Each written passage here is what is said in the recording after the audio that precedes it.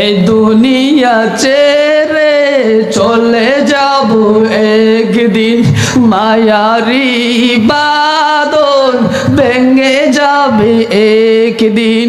এই দুনিয়া ছেড়ে চলে যাব একদিন, মায়ারি বাঁধন ভেঙে যাবে একদিন।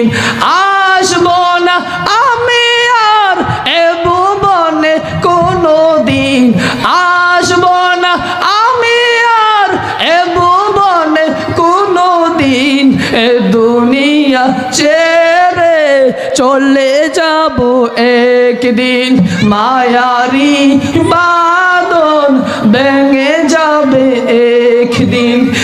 এই যে বাড়ি গাড়ি ক্ষমতা সবই চলে যাব আমি, পরে রবে সবই।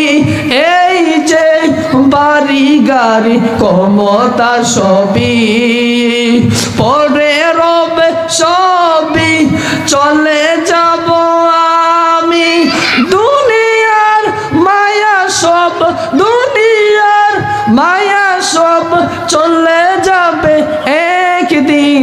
এই দুনিয়া ছেড়ে চলে যাব একদিন। শুধু ভাই না, শুনেন শুনেন, এই দুনিয়া চলে যাওয়ার পর তারপরে পরে আপনি আমার জন্য ওই দিক দিয়ে যারা বাজারে গিয়েছিল কাপড় আনার জন্য, ওই সাদা কাপড় কাটা নিয়ে আপনি আমার জন্য উপস্থিত হয়ে যাইবেন। অন্য দিক দিয়ে যারা ওই অন্ধকার কবরের মধ্যে গিয়েছিল বাঁশ কাটার জন্য, ওই কবর খনন করার জন্য, তারা ওই দিক দিয়ে সকলে ওই কবরখানা আপনারা আমার জন্য প্রস্তুত করে দিবেন। এবং আপনাকে আমাকে অন্য দিক দিয়ে কিছু মানুষ গোসল করার জন্য বড়ই পাতা গরম পানি করিয়া আপনাকে আমাকে জীবনের শেষ গোসল দিয়ে দিবে। এবং শেষ সময় আপনাকে আমাকে এই দুনিয়া থেকে সাজিয়ে গুজিয়ে দিয়ে দেবে। আপনাকে আমাকে আতর সুরমা লাগিয়ে সাদা কাপড়ের প্যাকেটিং করিয়া আপনাকে আমাকে এই দুনিয়া থেকে বিদায় করে দিবে। শুধু তাই নয়, আপনাকে আমাকে যখন ওই মসজিদের কাঠি দিয়া চারজন কান্দে নিয়া চলে যাবে ওই গুরুস্থানের কাছে, জানাজার মধ্যে যখন মানুষ আপনাকে সামনে রেখে নামাজ পড়বে, আপনি বলবেন আরে আমি ওই পা দিয়ে কত চলা চলতাম, ওই হাত দিয়া কত কাজ করতাম, ওই চোখ দিয়ে কত কিছু দেখতাম, আজ আমার সব কিছুগুলো বন্ধ করে দিল। তারপর পরে যখন আপনাকে ওইখান থেকে জানাজা করে যখন ওই কবরের মধ্যে নিয়ে যাইবে, দুই তিনজন ওই কবরের মধ্যে নেমে আপনাকে ওই অন্ধকার কবরের মধ্যে শুয়ে যখন চলে আসবে, তখন আপনি আমি কান্না করে বলবো, হে আমার ভাইয়েরা, হে আমার বন্ধুরা, তোমরা আমাকে রেখে কই যাচ্ছ, কোথায় যাচ্ছ, এই কথা বলে কান্না করব। কিন্তু তারা আমাদের কান্নাগুলো শুনবে না। আপনি আমি কান্না করতে করতে দেখা যাবে আপনি আমার শ্বাস নিঃশ্বাস বন্ধ হয়ে যাবে, এত কষ্ট হবে, কিন্তু কোনো ব্যক্তি শুনবে না। আজ হয়তো দুনিয়ার মধ্যে আপনি আমি কত রং তামসা করছি, কিন্তু একটু চিন্তা করেন না, আর যদি আপনি আমি ওই জান্নাতে হয়, কবরটা বলবে আমি হচ্ছি তোমার জন্য আনন্দের ঘর, সুখময় ঘর কবর, আমি তোমার জন্য একটি সুন্দর জান্নাতি বাগান। আর যদি আপনি আমি জাহান্নামী হয়ে যাই, ওই কবরটাই বলবে আমি হচ্ছে বান্দা, তোর জন্য আমি অনেক নিকৃষ্ট একটি স্থান, আমি তোর জন্য একটি সাপ বিচ্ছুর কবর, আমি হচ্ছে অন্ধকার ঘর কবর। এই কথা বলে বলে আপনি আমার সঙ্গে ওই কবরটা ব্যবহার করতে থাকবে।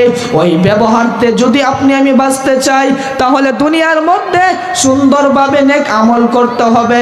কি নেক আমল করতে হবে? আল্লাহ তাআলা কোরআনের মধ্যে বলেছেন,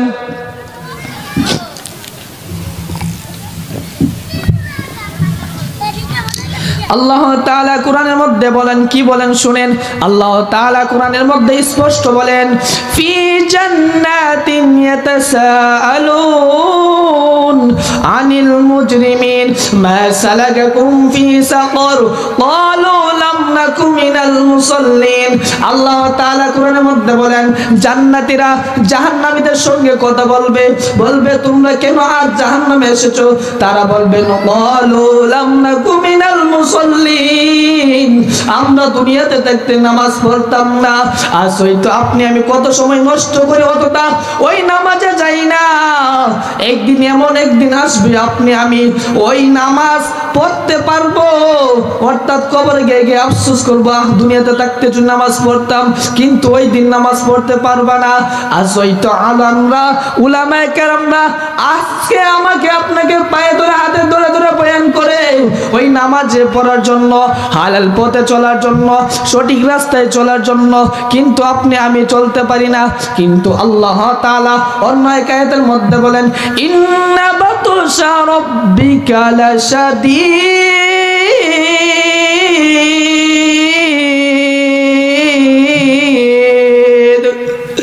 আল্লাহ তাআলা বলেন, নিশ্চয়ই তোমার রবের ধরা অনেক কঠোর। যেই দিন আল্লাহ তাআলা আপনাকে আমাকে ধরবেন, ওই দিন আল্লাহ তাআলা আপনাকে আমাকে আর ছাড়বেন না।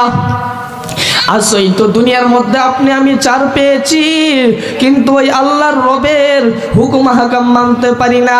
আর যদি সঠিকভাবে চলতাম তাহলে ওই অন্ধকার কবর আপনারা আমার সঙ্গে ব্যবহার করতো।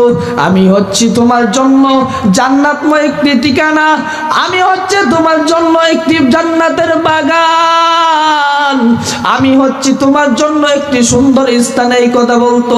শুধু তাই নয়, ওই কবরের মধ্যে যদি আপনি আমি জাহান্নামী হয়ে প্রবেশ করি, কবরের মধ্যে কি আযাব হবে রে ভাই শুনেন।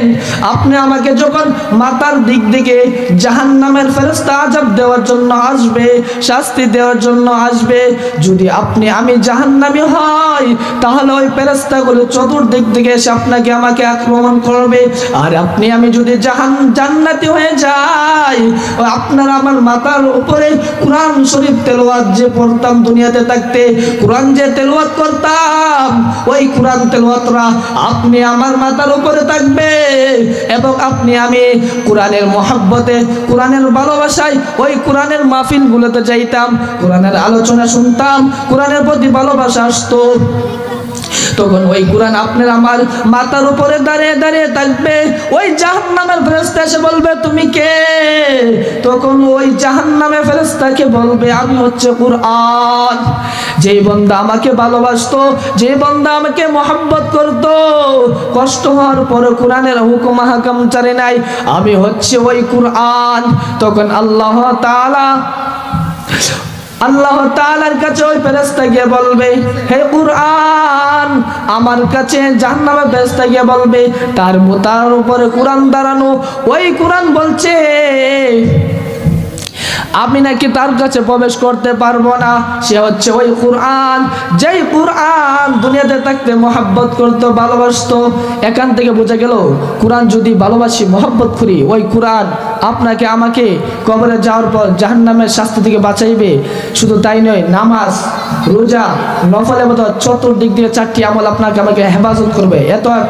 যেহেতু সময় সংক্ষিপ্ত আর আমি লম্বা করতে পারতেছি না, আপনাদেরকে সকলকে বলছি যে 4টি আমল, এই 4টি আমল আপনি আমি যদি করতে পারি তাহলে আল্লাহ তাআলা আপনাকে আমাকে কবরের আযাব থেকে হেফাজত করবেন। এই পর্যন্ত আমি আলোচনা করেছি। আল্লাহ তাআলা আপনাকে আমাকে সকলকে আমল করার তৌফিক দান করেন। আমিন। আসসালামু আলাইকুম ওয়া রাহমাতুল্লাহি ওয়া বারাকাতুহু।